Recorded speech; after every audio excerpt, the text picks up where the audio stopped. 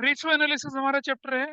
Tools of analysis of financial statement में tools of analysis of financial statement कौन कौन से होते हैं? मोइना पता, मुझको क्या पता क्या होते हैं, बता जरा। क्वालिटेटिव और नहीं, क्वालिटेटिव होते हैं, क्वांटिटेटिव होते हैं। शाबाश। हाँ, कॉमन सेंस कंपेरेटिव और बस दो ही बताएं। और बस 10% होती थी, फंड फ्लो स्टेटमेंट भी होता था। अच्छा अच्छा, ठीक है। Can you see the board from there on that place? नहीं तो यहाँ से कुर्सी लेके इधर आ जाइए आगे। ठीक है, अच्छा। आपके सामने अब मैं इस चैप्टर की थोड़ी सी थ्योरी पढ़ाना शुरू करूंगा। हाँ, बिल्कुल जरूरी है। इस चैप्टर से थ्योरेटिकल चीजें बहुत सारी आती हैं। जो आपको डॉक्यूमेंट भेजा गया ना, उसमें अच्छी खासी थ्योरी कवर करके रखी गई है। एक छोटी सी चीज है जो कि मैंने अभी मिस करी है। मैंने कहा इसलिए कि आप इसका प्रिंट आउट नहीं लेंगे। वो है चैप्टर की स्पेसिफिक, मतलब हर रेशो से स्पेसिफिक जो उसके एडवांटेज डिसएडवांटेजेस है, जो हम एनसीईआरटी से टाइम एंड अगेन देखते रहेंगे। Like if I discuss current ratio, quick ratio with you, quickly NCERT से हम क्या करेंगे, उसकी थ्योरी को भी डिस्कस कर लेंगे। क्योंकि पिछले एक सेट में वो आउटसाइड दिल्ली से भी किसी दूसरे रीजन का सेट था, उसने एक पर्टिकुलर रेशो के 3 एडवांटेजेस पूछ लिए थे या 3 यूज पूछ लिए थे। तो जरूरी नहीं कि वो आपके सेट में आए, या जरूरी हो सकता है कि आपके सेट में आए, तो इसलिए हम अपने आप को रेडी करके चलते हैं उससे रिलेटेड। तो ये देखिए, आप ऑनलाइन वाले, क्या ये डॉक्यूमेंट आप देख पा रहे हैं? अकाउंटिंग रेशोज का क्लासिफिकेशन है। अकाउंटिंग रेशो का दो तरह से क्लासिफिकेशन होता है, एक होता है ट्रेडिशनल क्लासिफिकेशन, एक है फंक्शनल क्लासिफिकेशन। आप जो बुक पढ़ रहे हैं, आपकी बुक, उसमें फंक्शनल क्लासिफिकेशन दिखेगा आपको। लेकिन एनसीईआरटी किताब जो है उसमें ट्रेडिशनल फंक्शनल दोनों मिलता है। बेटा अपना फोन खोल लीजिए, और आपके पास तो हार्ड कॉपी भी है उसकी। हाँ, और आपने तो चैप्टर खत्म भी कर लिया है। लेकिन अब आप देखेंगे इसकी इन डेप्थ क्या होती है। सर जी, क्या रीजन है? क्या रीजन है? कोई रीजन नहीं। पिछली क्लास में गाना भी सुनाया था मैंने, फिर भी कोई फायदा नहीं हुआ। आइए जरा देखिए, रेशो एक मैथमेटिकल एक्सप्रेशन है विद रेफरेंस टू टू और more numbers can be expressed as. अब देखो, रेशो कैसी एक्सप्रेस हो सकती है? फ्रैक्शन में हो सकती है, पोर्शन में हो सकती है, परसेंटेज में हो सकती है, पॉइंट ऑफ टाइम्स में हो सकती है, नंबर ऑफ टाइम्स में भी हो सकती है। और दो अकाउंट इसके अंदर अफेक्टेड होते हैं। मैंने बोला कि current assets is one account, current liabilities another account, quick asset is one account, quick current liabilities another account, debt is one account, equity is another account. तो दो अलग अलग अकाउंट से ही रेशो बनती है। कभी ऐसा नहीं होगा कि करंट लायबिलिटी और करंट लायबिलिटी को मिला के मैं रेशो बना दूं, ऐसा कुछ नहीं होगा। दो अलग अलग अकाउंट से रेशो बनती है। रेशो एनालिसिस के ऑब्जेक्टिव्स क्या है, देखिए जरा। यहाँ हमने बड़ा क्लियरली लिखा आपके सामने, रेशो एनालिसिस के ऑब्जेक्टिव्स जो हैं, अगर आप देख रहे हैं, you can see this. To know to know the areas where business need more attention. आपका अगर प्रॉफिट कम जा रहा है, जैसे मान लो आपके पास 4 5 6 7 सेगमेंट है, आपकी कंपनी है 10 सेगमेंट में काम करती है। सेगमेंट जानते हैं किसे कहते हैं? जैसे मैं बोलूं कि वीडियोकॉन, वीडियोकॉन का नाम सुना है किसी ने? ये चलो वीडियोकॉन छोड़ो, गोदरेज का एग्जांपल ले लेते हैं। गोदरेज रियल एस्टेट में भी है। गोदरेज का स्टील फर्नीचर भी होता है गोदरेज का स्टील फर्नीचर। गोदरेज के शैम्पू, साबुन, उस तरह की चीजें भी आती हैं। गोदरेज के रेफ्रिजरेटर भी आते हैं। तो ये सब गोदरेज के अलग अलग सेगमेंट हैं। आप क्या करते हैं, आपने प्रॉफिटेबिलिटी रेशो में नेट प्रॉफिट रेशो निकाली। बढ़िया, नींद आ रही है? कोई दिक्कत नहीं है? पीछे वाला, हाँ नींद अच्छी आ रही है, मुंह धो के आइए, रिकॉर्डिंग में जाता है भाई ये। तो इलेक्ट्रॉनिक्स का उसका सेगमेंट है, रियल एस्टेट का सेगमेंट है उसका। आपको शायद मालूम नहीं, गोदरेज प्रॉपर्टीज के बाद मुंबई में एक बहुत बड़ा आइलैंड है, बहुत बड़ा आइलैंड, पूरा ऊपर एक आइलैंड है उनके पास। उनके आदिलशर गोदरेज के जमाने का, मतलब उनके परदादा के जमाने का उनके पास है। अंग्रेजों से खरीदा था उन्होंने, ऐसे ही छोड़ रखा था। उस आइलैंड का कम से कम करीब करीब 40% तो लोगों ने कब्जा कर रखा है। उसके बाद भी वो आइलैंड जो है, उस आइलैंड की कीमत ही करीब करीब मेरे ख्याल से होगी 12,000 करोड़ रुपया। गोदरेज रियल एस्टेट वाले, गोदरेज वाले की बात मैं कर रहा हूँ। तो आपने देखा कि भाई नेट प्रॉफिट रियल एस्टेट वाले का मान लो कम जा रहा है, इलेक्ट्रॉनिक्स वाले का अच्छा जा रहा है, एफएमसीजी वाले का अच्छा जा रहा है। तो ये आप फोकस कर सकेंगे कि भाई अगर हमारा इलेक्ट्रॉनिक्स वाले का प्रॉफिट कम आ जा रहा है मार्केट में, चलो उस पर फोकस किया जाए। पहला पॉइंट क्या बोला, नीड मोर अटेंशन, उन एरिया को हम ढूंढ सकते हैं। To know about potential area where improvement can be done with some effort, more effort और लिटिल एफर्ट। डीपर एनालिसिस पता चलता है प्रॉफिटेबिलिटी, लिक्विडिटी, सॉल्वेंसी और efficiency levels of the business. Provide information for making cross sectional analysis. पढ़ा था cross sectional analysis क्या था? किसको बोलते थे? कंपैरेटिव स्टेटमेंट को बोलते थे, कॉमन साइज को बोलते थे। कॉमन साइज है ना, एक आइटम का दूसरे आइटम से कंपेयर, वहां इसके लिए आपको हेल्प मिलती है। और यूजफुल फॉर मेकिंग प्रोजेक्शंस। आप अच्छे से जानते हैं प्रोजेक्शंस करना ही, ट्रेंड के बेस पर आप प्रोजेक्शन करते हैं, ये तो काम है रेशियो एनालिसिस का। ये इसके ऑब्जेक्टिव्स हैं। एडवांटेज बिल्कुल थियोरेटिकल चीजें हैं, एडवांटेजेस हैं, आती हैं एग्जाम में अच्छा खासा। Help to understand efficacy of decisions. आपने एक डिसीजन लिया, चलो कॉस्ट कंट्रोल करेंगे। कॉस्ट कंट्रोल के चक्कर में क्या कर दिया आपने, अपने एम्प्लॉय की सैलरी नहीं बढ़ाई। एम्प्लॉय की सैलरी नहीं बढ़ाई, एम्प्लॉय छोड़ के जाना शुरू कर दिया, उससे आपकी प्रोडक्टिविटी पे असर पड़ना शुरू हो गया। अच्छे एम्प्लॉयज अगर छोड़ के चले जाएंगे बिजनेस को, your business is not going to continue further. पड़ोसी को जगाइए जरा, तो मुंह धो के आ जाओ ना, पानी पी लो फिर। अच्छा, simplify complex figures and establish relationship. कभी आप देखें किसी कंपनी का जो एनुअल रिपोर्ट होती है उसके अंदर आप फाइनेंशियल स्टेटमेंट या बैलेंस शीट देखेंगे तो it is huge. Lots of information is poured in that due to full disclosure principle. अब उनका हमें करना क्या है, रेशियो एनालिसिस हमें क्रक्स पता चलता है, भाई कैपिटल एम्प्लॉयड का, आरओआई का क्रक्स पता चलता है हमें। और हमारे लिए क्या होता है, डिसीजन लेना आसान हो जाता है आउटसाइडर के लिए, और फर्म के लिए भी डिसीजन लेना आसान हो जाता है। और आगे चलते हैं जरा। Helpful in comparative analysis. Cross sectional में भी हेल्पफुल होता है, क्रॉस सेक्शन में तो परसेंटेज ही आती है, कंपैरेटिव में भी हेल्पफुल होगा ये। Identification problem areas. जहां जहां आपकी रेशो अच्छा नहीं कर रहे, वो आपके लिए प्रॉब्लम एरिया है। आपको आराम से पता चलेगा इन एरिया में, कहते हैं ना ग्रे एरिया ढूंढिए। अब जैसे मैं बोलूं कि भाई अपनी पर्सनैलिटी के ग्रे एरिया ढूंढिए, ये कहता है सर मेरी पूरी पर्सनैलिटी ब्लैक है, मैं क्या ढूंढूंगा, है ना। थोड़ा सा। ठीक है, तुम्हारा फोन किधर है आज? तो देखता क्यों नहीं जो पढ़ा रहे हैं?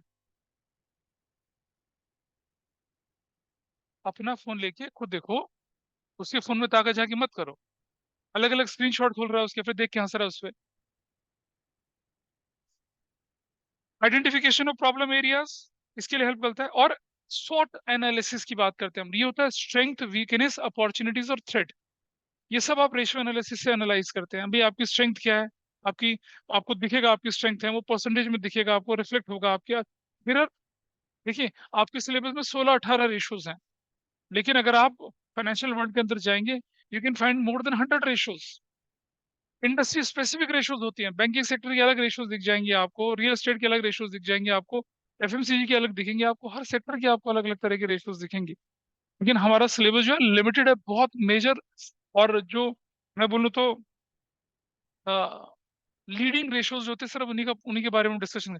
हालांकि ये जो शीट आपके सामने दी गई है, इसमें मैंने बहुत सारी रेशियोज ऐसे कवर करी हैं जो कि सीबीएसई के सिलेबस से बाहर है, तो उनपे NA, नॉट एप्लीकेबल या नॉट इन सिलेबस करके लिखा हुआ है। उनको क्यों पढ़ना जरूरी है? क्योंकि वो सीयूटी के लिए जरूरी है, उनको इसलिए पढ़ना जरूरी है। तो इसके बाद हम बोले वेरियस कंपैरिजंस होते हैं। कौन कौन तरह के कंपैरिजन होते हैं यहाँ पर? ये प्रॉफिटेबिलिटी, लिक्विडिटी, सॉल्वेंसी, उनको कंपेयर किया जा सकता है।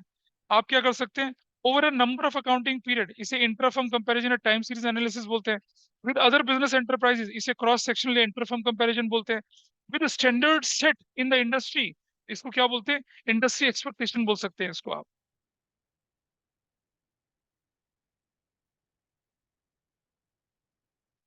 तो तीन तरह के कंपैरिजन है, एक इंटरफर्म कंपैरिजन है, एक इंटरफर्म कंपैरिजन है, और एक इंडस्ट्री के साथ कंपैरिजन है। सीमेंट इंडस्ट्री का एक बेंचमार्क है कि आरओआई जो होगा वो 15% होगा। सीमेंट इंडस्ट्री का बेंचमार्क फॉर एग्जाम्पल मैं लेके चल रहा हूँ। आपका आरओआई 20% है, आप अच्छा कर रहे हैं। आपका आरओआई 10%, आप अच्छा नहीं कर रहे हैं। ये कंपैरिजन पॉसिबल होता है। आगे चलें जरा, लिमिटेशंस है। मींस नॉट द एंड, आपके एनालिसिस की तरफ जाने वाला रास्ता है, आपका जो एंड रिजल्ट है वो थोड़ा यही है, ये तो सिर्फ एनालिसिस है। और आगे बढ़े, lack of ability to resolve problem, ये बता देता प्रॉब्लम एरिया कौन से हैं, कौन ठीक करेगा प्रॉब्लम एरिया को। भाई जैसे मान लिया जाए आपको लग रहा है कि भाई आपको कुछ फिजियोलॉजिकल प्रॉब्लम्स आ रही हैं, आपने आइडेंटिफाई कर लिया, अब उन्हें सॉल्व कैसे कौन करेगा? साइकोलॉजिकल प्रॉब्लम आपको आ रही है, उन्हें सॉल्व कौन करेगा? साइकोलॉजिकल प्रॉब्लम या तो कौन करेगा? साइकोलॉजिस्ट सॉल्व करेगा, साइकियाट्रिस्ट सॉल्व करेगा। साइकोलॉजिस्ट अपनी बातों से तुम्हें ठीक करेगा, साइकियाट्रिस्ट आपको दवाइयों से ठीक करेगा। तो आपके दोस्त ने, आपके पेरेंट्स ने, आपके गार्जियन ने, आपके फ्रेंड ने पता लगा लिया कि भाई तेरे साथ ना कुछ साइकोलॉजिकल प्रॉब्लम चल रही है, आइडेंटिफाई तो कर ली प्रॉब्लम, सॉल्व कौन करेगा? डॉक्टर करेगा ना सॉल्व उन्हें, और कौन सॉल्व करेगा?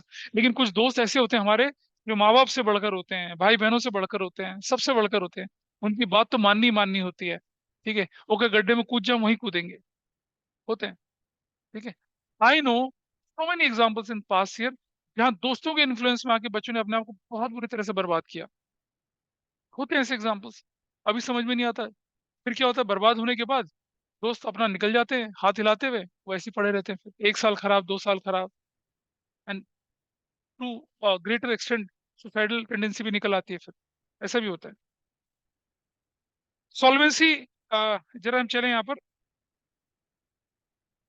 अच्छा देखिए, लैक ऑफ स्टैंडर्डाइज डेफिनेशंस, आप देखेंगे कि डेट इक्विटी है, या प्रोप्राइटरी रेशो है, या मैं बोलूँ तो टर्नओवर रेशोज की बात करते हैं, प्रॉफिटेबिलिटी रेशोज की बात करते हैं, तो क्या कर रखा है, हर इंडस्ट्री ने अपने हिसाब से क्या उन रेशो को क्या कर रखा है, डिफाइन कर रखा है, तो कोई स्टैंडर्डाइज डेफिनेशन यहाँ नहीं है। ठीक है, आपने नेट प्रॉफिट रेशो निकालनी है, तो बैंकिंग सेक्टर की भी निकलेगी नेट प्रॉफिट रेशो, एफएमसीजी की भी निकलेगी, सीमेंट इंडस्ट्री की भी निकलेगी, सर्विस सेक्टर, एविएशन सेक्टर की भी निकलेगी, रियल एस्टेट की भी निकलेगी। लेकिन हर एक के कंपोनेंट क्या होंगे, अलग अलग होंगे ना फिर। अब एक सर्विस सेक्टर है, उसका नेट प्रॉफिट रेशो का आप मैन्युफैक्चरिंग सेक्टर के साथ कंपैरिजन तो कर ही नहीं सकते।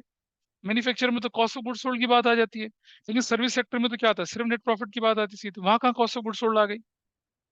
वहां तो कुछ सेल ही नहीं होता, सर्विस प्रोवाइडर है आपके। तो लैक ऑफ स्टैंडर्ड डेफिनेशन होती है, lack of universally accepted standard level. Debt equity ratio 2:1 अच्छी मानी जाती है, करंट रेशो 2:1 अच्छी मानी जाती है, क्विक रेशो 1:1 अच्छी मानी जाती है। ये हमारे देश के स्टैंडर्ड है। हो सकता है ऑस्ट्रेलिया में, यूके में, कनाडा में, सोमालिया में कोई और स्टैंडर्ड चलते हो। तो ये कह नहीं सकते कि जो स्टैंडर्ड रेशो के परफॉर्मेंस के हैं वो यूनिवर्सली एक्सेप्टेड है, नहीं है वो universally accepted. Ratio based on unrelated figures, जैसे ये क्या कह रहा है, क्या क्रेडिटर 1 लाख रुपए का है, फर्नीचर 1 लाख रुपए का, 1:1 रेशो बना दिया हमने, लेकिन क्रेडिटर का फर्नीचर से क्या लेना देना भाई? तो कुछ लोग ऐसे रेशोज भी बना लेते हैं, तो अनरिलेटेड कंपैरिजन का कोई सेंस बनता नहीं है। और कंपैरिजन कैसे बनता है, वो फिर क्या होती है, कुछ स्टैंडर्डाइज रेशो होती है जिनके हिसाब से आप लोग आगे बढ़ते हैं। क्लासिफिकेशन रेशोज का आ रहा है, इस पर भी एनसीईआरटी, इस पर भी ना बोर्ड के पेपर में एक बार क्वेश्चन आया था, और वो बहुत बहुत लोगों से नहीं ठीक हुआ था, मैं बताऊंगा कौन सा क्वेश्चन है। ट्रेडिशनल क्लासिफिकेशन लेके चल रहे हैं, ठीक है। ट्रेडिशनल क्लासिफिकेशन क्या कहता है, कि कहता है कि देखो भैया, रेशो जो है ना, वो सोर्सेज के हिसाब से बनेगी। कुछ रेशो ऐसे होती हैं जिनमें सिर्फ स्टेटमेंट ऑफ प्रॉफिट लॉस के आइटम इन्वॉल्व होते हैं, कुछ रेशो ऐसी हैं जिनमें सिर्फ बैलेंस शीट के आइटम इन्वॉल्व होते हैं, कुछ रेशो ऐसी हैं कंपोजिट रेशो, जिनमें एक numerator statement of profit loss का होगा, डिनोमिनेटर किसका होगा, बैलेंस शीट का होगा। जैसे एग्जांपल लेके चलते हैं, gross profit ratio, net profit ratio, stock turnover ratio, interest coverage ratio, ये इसका न्यूमरेटर डिनोमिनेटर दोनों कहाँ से निकल कर आता है, स्टेटमेंट ऑफ प्रॉफिट लॉस से आता है। भाई ग्रॉस प्रॉफिट रेशो तो ग्रॉस प्रॉफिट अपॉन में नेट सेल्स, ग्रॉस प्रॉफिट भी कहाँ से निकलेगा, स्टेटमेंट ऑफ प्रॉफिट लॉस से, और नेट सेल्स भी कहाँ निकलेगी, वहीं से निकल कर आएगी। Net profit ratio, net profit upon में नेट सेल्स, ये कहाँ से निकल कर आएगा, ये भी स्टेटमेंट ऑफ प्रॉफिट लॉस से निकल कर आएगा। स्टॉक टर्नओवर रेशो, इसका फॉर्मूला होता है cost of revenue from operation divided by average inventory. अब इन्वेंट्री कहाँ दिखती है आपको, चेंज इन इन्वेंट्री दिखती है, कहाँ पर दिखती है, स्टेटमेंट ऑफ प्रॉफिट लॉस में। और cost of revenue from operation वो भी कहाँ से निकलता है, स्टेटमेंट ऑफ प्रॉफिट लॉस से निकलता है। इंटरेस्ट कवरेज रेशो है, net profit before interest tax dividend, ये स्टेटमेंट ऑफ प्रॉफिट लॉस से लिखेगा, नीचे divided by interest on long term borrowing, ये भी वहीं से दिखेगा। तो इस रेशो में क्या हो रहा है, न्यूमरेटर और डिनोमिनेटर दोनों कहाँ से निकल कर आ रहे हैं, स्टेटमेंट ऑफ प्रॉफिट लॉस। कौन सी रेशो है ये, statement of profit loss ratios कहते हैं इसको। बैलेंस शीट रेशियो देखिए आप, इसमें न्यूमरेटर डिनोमिनेटर दोनों कहां से निकल कर आएंगे, बैलेंस शीट के कंपोनेंट होंगे। जैसे भाई current ratio, current assets form में करंट लायबिलिटी, करंट असेट्स कहाँ है, बैलेंस शीट का आइटम, और करंट लायबिलिटी का वो भी बैलेंस शीट का आइटम है। Quick ratio, quick assets upon में करंट लायबिलिटी, दोनों आइटम कहाँ है, बैलेंस शीट के। डेट इक्विटी रेशो, डेट कहाँ से आएगा, नॉन करंट लायबिलिटी से। इक्विटी किसको बोलते हैं, शेयर होल्डर फंड को बोलते हैं। दोनों क्या चीजें हैं आपकी, बैलेंस शीट के आइटम है। ठीक है। Total assets to debt ratio, total assets कहाँ दिखेगा आपको? बैलेंस शीट में दिखेगा। और डेट कहाँ दिखेगा? वो भी बैलेंस शीट में। इस तरह के रेशियोज क्या है, प्योरली क्या कहते हैं ना, बैलेंस शीट रेशियोज कहते हैं। थोड़ा और आगे बढ़ते हैं। कंपोजिट रेशियो वो रेशियोज होती हैं भाई जिनमें एक एलिमेंट तो आ जाए स्टेटमेंट ऑफ प्रॉफिट लॉस से, चाहे वो न्यूमरेटर हो चाहे डिनोमिनेटर हो। दूसरा एलिमेंट कहाँ से निकल कर आएगा? बैलेंस शीट से। जैसे देखें, इन्वेंट्री टर्नओवर रेशियो अगर मैं बोल के चलूं, तो इन्वेंट्री टर्नओवर रेशियो जो होती है वो होती है cost of revenue from operations और डिवाइडेड बाय इन्वेंट्री। अब जरा देखें, अभी इन्वेंट्री टर्नओवर रेशियो मैंने दूसरी जगह पे इस्तेमाल करी थी, इसे कंपोजिट में भी बोल सकते। कंपोजिट में कैसे बोलेंगे? स्टॉक जो होता है वो कहाँ दिखेगा? क्लोजिंग स्टॉक बैलेंस शीट में दिखेगा। दिखेगा ना भाई? स्टेटमेंट ऑफ प्रॉफिट में तो change and increase decrease in inventory दिखते हैं ना। क्लोजिंग स्टॉक फाइनली कहाँ दिखेगा आपको? बैलेंस शीट में दिखेगा। और cost of revenue from operations कहाँ दिखेगी आपको? स्टेटमेंट। दो कंपोनेंट अलग अलग जगह से निकल कर आए। Trade receivable turnover ratio, trade receivables क्या होते हैं भाई? आपके बिल्स रिसीवेबल होते हैं, डेटर होते हैं। डेटर और बिल्स रिसीवेबल का जन्म कहाँ से होता है? क्रेडिट सेल से। तो क्रेडिट सेल्स कहाँ दिखेगी आपको? स्टेटमेंट ऑफ प्रॉफिट लॉस में दिखेगी। क्रेडिट बैलेंस शीट में नहीं दिखेगी, स्टेटमेंट ऑफ प्रॉफिट लॉस में क्रेडिट सेल्स। ऊपर revenue from operation plus other income, पढ़ा था कॉमन सेंस कंपैरेटिव में पिछली क्लास में, वहां दिखेगी आपको। और ट्रेड रिसीवेबल्स कहाँ दिखेंगे आपको? बैलेंस शीट में दिखेंगे, करंट असेट्स के अंदर, करंट अदर करंट असेट्स के अंदर, सॉरी ट्रेड रिसीवेबल में डेटर और बीआर बन के दिखेंगे वहां पर। ऐसे ही अगर हम बोले वर्किंग कैपिटल टर्नओवर रेशियो, तो सेल्स और वर्किंग कैपिटल होते हैं current assets minus current liability, दोनों कंपोनेंट कहाँ के हैं? बैलेंस शीट के। तो return on investment, net profit before interest tax dividend divided by capital employed. Capital employed कैसे निकलता है भाई? शेयर होल्डर फंड में नॉन करंट लायबिलिटी जोड़ दूं, कैपिटल एम्प्लॉयड निकल आएगा। कौन से आइटम है ये? बैलेंस शीट के आइटम है। और ये जो net profit before interest and tax, ये कहाँ का आइटम है? स्टेटमेंट ऑफ प्रॉफिट लॉस का। ठीक है जी। अब चलते हैं फंक्शनल क्लासिफिकेशन में। मैं जो पढ़ाऊंगा आपको यहाँ पर फंक्शनल क्लासिफिकेशन के हिसाब से पढ़ाऊंगा, क्योंकि वो ज्यादा डाइवर्सिफाई, ज्यादा ब्रॉड है। लेकिन ट्रेडिशनल भी आपको मालूम होना चाहिए। ठीक है, ध्यान रखेंगे। ट्रेडिशनल में तीन तरह की चीजें होती हैं। Which of the following is not composite ratio? कैसे पता लगाएंगे? आपको मालूम है कंपोजिट के अंदर क्या होना चाहिए? एक item statement of profit loss का, एक आइटम बैलेंस शीट का होना चाहिए। स्टेटमेंट ऑफ प्रॉफिट लॉस के आइटम आपको मालूम है, बैलेंस शीट के आइटम आपको मालूम है। जब इस चैप्टर में पढ़ा लूंगा, तब आपको सारी की सारी रेशोज जो होती है वो आपके टिप्स पे होंगी। देखिए, बिलीव मी, कोई रेशो ऐसी नहीं जिसे आपको रटना पड़ेगा। ये मैं आपको बता रहा हूँ। I will give you logic behind each and every ratio. ठीक है, चलिए जरा देखिए लिक्विडिटी रेशोज। ये शॉर्ट टर्म नेचर के लिए होती है। ये दो तरह की होती है, करंट रेशो और क्या होती है? Working capital ratio. Current ratio और कौन सी है ये? Working capital ratio. ठीक है जी। तो जरा देखिए, ये आपके पास आया क्या? करंट रेशो और कौन सा रेशो है ये? Working capital ratio. और क्विक रेशो इसका छोटा भाई होता है। इनकी डिटेल में पढ़ेंगे।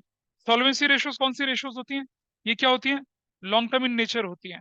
ये रेशो वो होती है ताकि आपको पता चल पाए कि आप कैसे अपने पेमेंट ऑब्लिगेशंस हैं, contractual obligations toward stake holder हैं, particularly towards external stake holder.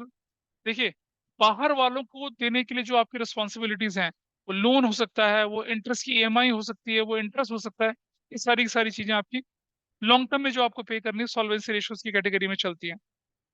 इसके चार कंपोनेंट होते हैं भाई। Debt equity ratio, proprietary total assets to debt ratio, interest coverage ratio. ये डेट टू कैपिटल एम्प्लॉयड है ना, ये 1 से 2 साल पहले सीबीएसई ने सिलेबस में एंटर किया था इसको। वैसे पहले नहीं था इस सिलेबस में, पिछले साल एंटर किया था इसको सिलेबस में, इसलिए मैंने लास्ट ईयर के हिसाब से इसको बोल दिया था न्यू रेशियो है। लास्ट ईयर की बुक में थी नहीं, लेकिन इस बार की बुक्स में आपको ये दिख जाएंगी। और आगे चलते हैं। एक्टिविटी या परफॉर्मेंस रेशियो है, इनको एफिशिएंसी रेशियोज भी बोला जाता है। ये सिनोनिम्स आपको ध्यान रखने हैं कि एफिशिएंसी रेशियोज कौन कौन सी होती हैं। इनमें क्या क्या होता है? A B C D A F तक है। इन्वेंट्री टर्नओवर रेशियो है, ठीक है, inventory turnover ratio, trade receivable turnover ratio, trade payable turnover ratio, working capital turnover ratio, fix assets turnover ratio, net assets turnover ratio, या investment turnover ratio, या capital employed ratio. इन सब के बारे में डिटेल से बताएंगे, आराम से फुर्सत से डिटेल में बात करेंगे हम लोग। फिर प्रॉफिटेबिलिटी रेशियोज होती हैं, दो तरह की होती हैं ये, normal profitability ratio and overall profitability ratio. भाई उन रेशियो से जिनसे आपको अपने बिजनेस की प्रॉफिटेबिलिटी का जजमेंट होता है ठीक तरीके से, उन्हें क्या बोलेंगे आप लोग? प्रॉफिटेबिलिटी रेशियो से। नॉर्मल में ग्रॉस प्रॉफिट रेशियो है, ऑपरेटिंग रेशियो है, ऑपरेटिंग प्रॉफिट रेशियो है, और नेट प्रॉफिट रेशियो है। ओवरऑल प्रॉफिटेबिलिटी रेशियो में आपके सिलेबस में सिर्फ एक चीज है, रिटर्न ऑन इन्वेस्टमेंट। बाकी देख रहे हैं आप नीचे, return on net worth not in syllabus, earning per share not in syllabus, book value per share not in syllabus, dividend pay out ratio not in syllabus, dividend per share not in syllabus, price to earning ratio, PE ratio not in syllabus है ये आपके। लेकिन ये सारी की सारी ratio CUT में involve है, इसीलिए मैंने क्या किया, इन रेशियो के सारे फॉर्मूले, सारी डिटेल आपको यहाँ बनाकर डाल दी। दे आर एसेंशियल, सीयूटी के लिए एसेंशियल है। तो ये जो शीट है आपकी, it will help you in CUT as well. और जब आप बीकॉम ऑनर्स लेंगे या बीकॉम सब्जेक्ट लेंगे या बीएफआईए लेंगे या बीएमएस लेंगे, तब आपको ये हेल्प करेगी हमेशा। यही शीट पूरी हेल्प करेगी। मैक्सिमम रेशियोज कवर कर लिए, बीकॉम ऑनर्स में भी इतनी रेशियोज कवर होती हैं। लेकिन कुछ डिफरेंस है जो बीकॉम ऑनर्स में और यहाँ आएगा, वो मैं जब पढ़ाऊंगा तब बताऊंगा आपको कि ग्रेजुएशन में ये रेशो ऐसे इंप्लीमेंट होती है और ट्वेल्थ में ये रेशो ऐसे इंप्लीमेंट होती है। एक छोटा सा एग्जांपल है, return on investment, ROI. Twelfth class में आरओआई जो है और रिटर्न ऑन कैपिटल एम्प्लॉयड को सिनोनिम्स की तरह यूज किया जाता है। लेकिन जब आप बीकॉम ऑनर्स में जाएंगे तो आरओआई और रिटर्न ऑन कैपिटल एम्प्लॉयड का फॉर्मूला इंटायरली डिफरेंट होता है। वो डिफरेंट फॉर्मूला मैंने दे रखा है, लेकिन उसमें क्रॉस मार रखा है कि नॉट इन सिलेबस। उसको नहीं पढ़ के, जिनको क्रॉस मारा हुआ है ना, वो आपको नहीं लेके चलने हैं, वो आपके सिलेबस के लिए रेलेवेंट नहीं है।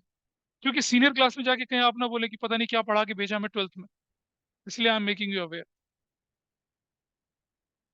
चलिए, let us start with smallest one. छोटे पोर्शन से शुरू करते हैं, किससे, लिक्विडिटी रेशियो से। अपना फ्लो चार्ट देखिए, फर्स्ट पेज पे जरा आपको दिख रहा होगा flow chart, can you see the flow chart यहाँ पर। फंक्शनल क्लासिफिकेशन में क्या दिख रहा है आपको यहाँ पर, लिक्विडिटी रेशियोज। तो पहले किससे शुरुआत करते हैं हम लोग, लिक्विडिटी रेशियो से शुरुआत करते हैं, ठीक है जी। कुछ चीजें हैं जो हमें ध्यान रखनी है एंड दे आर लॉजिकल, इसमें कोई इलॉजिकल चीज नहीं है ध्यान रखने लायक। लिक्विडिटी रेशियोज के अंदर दो तरह की रेशियो आती है, एक करंट रेशियो, उसको वर्किंग कैपिटल रेशियो और बैंकर्स रेशियो भी बोला जाता है, और दूसरी रेशियो है लिक्विड रेशियो। तो चलिए, पहले जरा मैं आपको बता दूं कि एक छोटा सा मंत्र हमारे पास है जिससे कि आप सब कुछ सीख पाएंगे।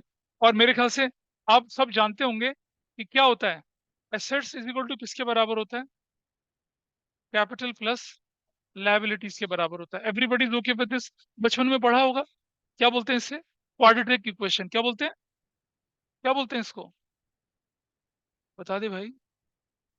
अच्छा बोल दे चलो, क्या बोलते हैं बाबा अभी इसको, क्वाड्रेटिक इक्वेशन बोलते हैं ना इसको, x square plus b x plus c is equal to zero. क्या बोलते हैं, oh my god you are able to recall, इसे अकाउंटिंग इक्वेशन बोलते हैं, है ना। क्यों बाबा, याद आ गया कुछ, बचपन में पढ़ा था अकाउंटिंग इक्वेशन, है ना। हाँ, फोर्थ चैप्टर था, याद है उसको, ठीक है। चलो बचपन ही अच्छे से पढ़ा था इसने। सो अकाउंटिंग इक्वेशन है, जरा देखिए आप, ये आपकी एसेट्स ऐसे दो हिस्सों में बांटते हैं हम लोग। इसको कहते हैं नॉन करंट एसेट्स, इसको बोलते हैं करंट एसेट्स, है ना। नॉन करंट के अंदर आपको मालूम, property plant equipment and intangible assets, property plant equipment intangible assets, capital work in progress, और क्या था, इंटेंजिबल एसेट्स एंड फिर आता नॉन करंट इन्वेस्टमेंट, फिर ये करंट शो जाती है शुरू। इसके बहुत सारे कंपोनेंट, तो याद हो ही गया होगा लगभग लगभग। पहला चैप्टर पढ़ा था, कॉमन सेंस कंपैरेटिव पढ़ा, बहुत जगह रिवाइज कर चुके हैं। मैंने बार बार कहा था ना, पहले चैप्टर पे हम एम्फसाइज कर रहे हैं ताकि आपको रेशियो में कंफर्ट फील हो। और इधर चलते हैं, दो हिस्से बनते हैं, क्या बनते हैं उसको, नॉन करंट लायबिलिटी और क्या बोलते हैं, करंट लायबिलिटी। ठीक है जी। भाई ये जो नॉन करंट लायबिलिटी है ना, इसको एक और नाम से पुकारा जाता है, डेट। क्या बोलते हैं इसको, DEBT, जिसमें से बी साइलेंट होता है, ठीक है। जैसे कुछ बच्चे बचपन में क्या बोलते हैं, डेबिटर, जबकि डेटर होता है वो। DEBT डेट है, बी साइलेंट है, डेट बोलते हैं। Non current liabilities, non current liabilities, वो करंट लायबिलिटी। बताइए इस अकाउंटिंग इक्वेशन में शॉर्ट टर्म वाले आइटम कौन से हैं, क्या ये शॉर्ट टर्म वाला आइटम है, नहीं है। क्या ये शॉर्ट टर्म वाला आइटम है, नहीं है। क्या ये शॉर्ट टर्म वाला आइटम है, नहीं है। तो शॉर्ट टर्म वाले आइटम कितने बचे, सिर्फ दो, करंट असेट्स और करंट लायबिलिटी। अंडा छाप आइटम है, कुछ भी नहीं है। जब हम कैपिटल की बात करते हैं तो इसको और नामों से भी पुकारे, इसको इक्विटी भी बोला जाता है। क्या बोला जाता है इसको, इक्विटी।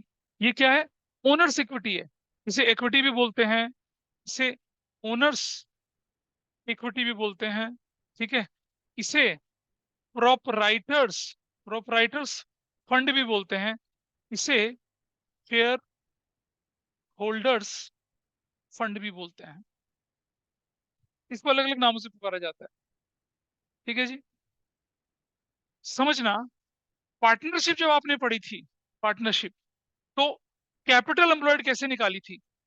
सिर्फ इसका total, capital, reserve, surplus, minus fictitious assets, minus old goodwill, ये तो करते थे आप, माइनस नॉन ट्रेड इन्वेस्टमेंट, ये सब करके क्या निकालते थे आप? कैपिटल निकालते थे।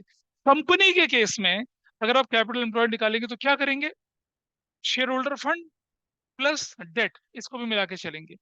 इन case of company, capital employed includes share holder fund, यानी कि owners fund, and borrowed fund, दोनों, लॉन्ग टर्म वाला।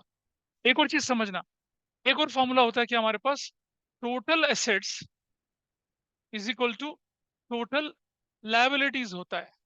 टोटल लायबिलिटी के दो पार्ट, एक को बोलते हैं हम लोग क्या? कैपिटल, और एक को बोलते हैं क्या? एक्सटर्नल। तो जब हमारे पास क्वेश्चन आ जाए टोटल लायबिलिटीज, इसका मतलब क्या है? वो share holder fund plus liabilities है। लेकिन जब बोले क्या, अब मैं इसको बोल सकता हूँ ना, total assets is equal to capital, और अगर मैं यहाँ बोलूँ टोटल लायबिलिटीज बोलूँ, तो मुझे ब्रैकेट में लिखना पड़ेगा क्या? एक्सटर्नल। वरना टोटल लायबिलिटी किसके बराबर हो जाती है? कैपिटल प्लस वो इंक्लूड करके। तो जब भी कभी शब्द आपके पास आ जाए टोटल लायबिलिटीज, तो ब्रैकेट में एक्सटर्नल ढूंढना। अगर वो टोटल, एक बुक में एक जगह गलती कर रखी है आपकी, वो टोटल लायबिलिटी बोल के उसको चला देगा, टोटल लायबिलिटी बोला और ये ले लिया। भाई टोटल लायबिलिटी का मतलब है क्या? This is also liability. याद है बचपन में जब अकाउंटिंग क्वेश्चन पढ़ी थी, ये क्या कहलाती थी? इंटरनल लायबिलिटी कहलाती थी, एक्सटर्नल। इंटरनल एक्सटर्नल मिला के तो टोटल बनती है। तो जब हम बोलेंगे लायबिलिटीज, सिर्फ लायबिलिटीज का मतलब हम टोटल लायबिलिटी एक्सटर्नल वाले की बात कर रहे हैं। और एक्सटर्नल लॉन्ग टर्म और शॉर्ट टर्म दोनों होता है। तो ये जो आपके पास इक्वेशन आ रही है, ठीक है, ये वाला। अच्छा, और आप बताइए मुझे शेयर होल्डर फंड कैसे कैलकुलेट होता है? Equity shares, preference shares, reserve surplus, खत्म, इतना ही है। तो अभी थोड़ी देर बाद में जब आपको शेयर होल्डर फंड की तरफ चलूंगा, कैपिटल एम्प्लॉयड की तरफ चलूंगा, इस इक्वेशन को ध्यान में, ये इक्वेशन आपके रेशियो चैप्टर का करीब करीब 70% पोर्शन खत्म कर देता है। इसी इक्वेशन से 70%, 70 ना बोलो तो 60% रेशियो इसी इक्वेशन से निकल कर आ जाती है आपकी, सिर्फ अकाउंटिंग इक्वेशन से निकल कर आती है। ठीक है, एक एक करके लेके चलना शुरू करते हैं। सबसे पहले मैं लेके चल रहा हूँ आपके सामने कौन सी ratio? Current ratios. Current ratio के दो कंपोनेंट होते हैं। एक कंपोनेंट का नाम है करंट एसेट्स। देखिए, करंट रेशो जो है आपके पास, करंट रेशो, उसका एक कंपोनेंट है करंट एसेट्स अपॉन में करंट लायबिलिटीज। अच्छा, कुछ बच्चे क्या करते हैं, शॉर्टकट मारते हैं। अपने एग्जाम वो पता है क्या लिखते हैं? सी ए अपॉन में सी एल। क्या भाई? सी ए अपॉन के चार्टर्ड अकाउंटेंट अपॉन में क्या? पता नहीं क्या। ऐसा ना करिए। अरे शॉर्टकट लगा रहे हो तो कम से कम इतना तो लगाओ कि सी डॉट लाइबिलिटी लिखो। ऐसा मत लिखिए कभी भी सी ए अपॉन में सी एल, ऐसा नहीं करना। कई बार बोर्ड की मार्किंग स्कीम में सी ए अपॉन सी एल कर रखा है, लेकिन बोर्ड की मार्किंग के टीचर के लिए होती है, बच्चों के लिए थोड़ी होती है। आपको तो पूरा लिखना चाहिए। और एक और चीज, कभी क्वेश्चन आ जाए रेशियो एनालिसिस का, अगर आप रेशियो ठीक लिख कर आते हैं, एक से आधा नंबर मिलता है आपको उस काम का। लोग रेशियो ही नहीं लिखते हैं, कैलकुलेशन करना शुरू करते हैं, they don't write ratio. Develop a habit to write the ratio. आपसे पूछा करंट रेशियो निकालिए, तो भाई पहले करंट रेशियो लिखो तो। अगर आप करंट रेशियो लिखोगे, एक नंबर तो उसी का मिल जाएगा, आधा नंबर उसका मिल जाएगा आपको। Even if your calculation is wrong, आधा नंबर एग्जामिनर आपको, एक नंबर एग्जामिनर आपको करेक्ट रेशियो लिखने का दे देता भाई। तो क्वेश्चन के अंदर रेशियो लिखना। एक और मंत्र जो होता है वो यहाँ काम आता है, नोन से अननोन की तरफ चलना। आपके पास इंफॉर्मेशन गिवन है, that is known to you. आपसे जो कैलकुलेट करवा रहा है that is unknown to you. Known से अननोन की तरफ हमें क्या करना है? मूव करना है। तो चलिए, करंट रेशियो का फॉर्मूला बोला, करंट एसेट्स अपॉन में करंट लायबिलिटीज। ठीक है, आओ जरा जाने कि करंट एसेट्स के अंदर क्या क्या चीजें इंक्लूड हैं, और जाने कि करंट एसेट्स के अंदर क्या क्या चीजें एक्सक्लूड करी जाती हैं। करंट लायबिलिटी के अंदर क्या क्या इंक्लूड करा जाता है, करंट लायबिलिटी के अंदर क्या क्या एक्सक्लूड करा जाता है, वो जानने की कोशिश करते हैं। देर आर ओनली 4 कंपोनेंट्स जिन पे हम ध्यान देंगे, और फिर हमारा काम आसान हो जाएगा। चलिए देखते हैं क्या क्या चीजें। देखिए, करंट रेशो को वर्किंग कैपिटल रेशो भी बोला जाता है। बेटा समझना, वर्किंग कैपिटल टर्नओवर रेशो और वर्किंग कैपिटल रेशो में बहुत फर्क है। Working capital ratio current assets upon में करंट लायबिलिटी होती है। Working capital turnover ratio net sales upon में वर्किंग कैपिटल होती है, अलग है वो तो रेशो। तो वाइवा, जब वाइवा होगा आपका बोर्ड के एग्जाम के टाइम में, आपका वाइवा होगी, फाइल होगी, वाइवा में पूछेंगे आपसे, भयंकर धुरंधर क्वेश्चन पूछेंगे आपसे।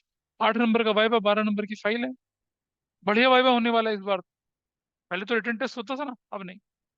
रिटन टेस्ट में ऑफ द रिकॉर्ड या ऑन द रिकॉर्ड ही बोल रहा हूँ, टीचर अपने बच्चों को बढ़िया से पेपर दिखा के बढ़िया बढ़िया नंबर चढ़वा के सारा कुछ होता था।